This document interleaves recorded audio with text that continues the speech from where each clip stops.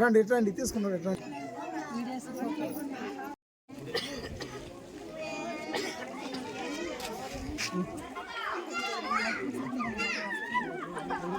బోట్లు ఎత్తిపోవాలి చాలా 20 వాళ్ళకంటే కొంచెం మంచి గుడ్లు కట్టుకున్న వాళ్ళకంటే కొంచెం బండ్ల మీద కానీ మన వాళ్ళు కొద్దిగా బాధపడతారంటే మిగతా కులాల వాళ్ళకి చాలా చిన్న చూపు.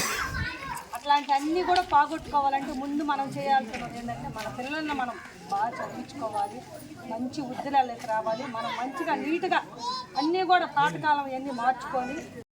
ఈరోజు మన అశోక్ నగర్ గ్రామంలో ఒక పవిత్ర దేవాలయం ముందర నూతన సంవత్సర శుభాకాంక్షలతో 2024వ సంవత్సరం మొదటి రోజు ఇక్కడికి రావడం కూడా నాకు ఆనందంగా ఉంది. ముఖ్యంగా ఈరోజు కార్యక్రమానికి విచ్చేసిన సోదరుడు మన అంబేద్కర్ వాది అంబేద్కర్, అదేవిధంగా మన విజయవాడ మండలం జిల్లా కాకుండా 2 తెలుగు రాష్ట్రాల్లో కూడా అంబేద్కర్ అంటే ఏమిటో అందరికీ తెలుస్తాయండి.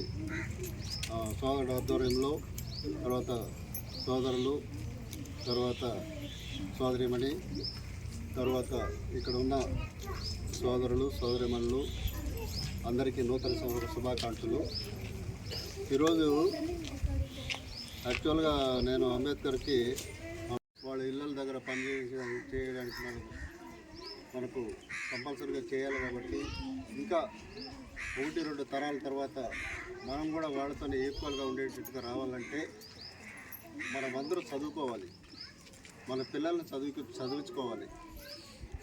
చదివించుకుంటేనే చదివే అనేది సహకారం అందిస్తున్నటువంటి మాజీ డిఎంహెచ్ఓ డాక్టర్ మాసిలమ్మని గారికి ముఖ్యంగా మనందరం కూడా ఈరోజు సార్ ఒక మాట చెప్పాడు, నా దగ్గరికి ఈ నియోజకవర్గంలో ఉన్న మంచి నియోజకవర్గ స్థాయిలో లీడర్లు పెద్ద నాయకులు నా దగ్గరికి వచ్చి ఈరోజు విశేష చెప్పి వెళ్ళారు. ఒకసారి గమనించండి, అదే సారు మన దగ్గరికి వచ్చి ఈరోజు మనందరి సమక్షంలో అందరికీ విశేష చెప్తా ఉంటారు. అంటే సార్ దగ్గరికి వాళ్ళు వచ్చారు, సారు మన పేదల మనిషి కాబట్టి మన దగ్గరికి వచ్చారు.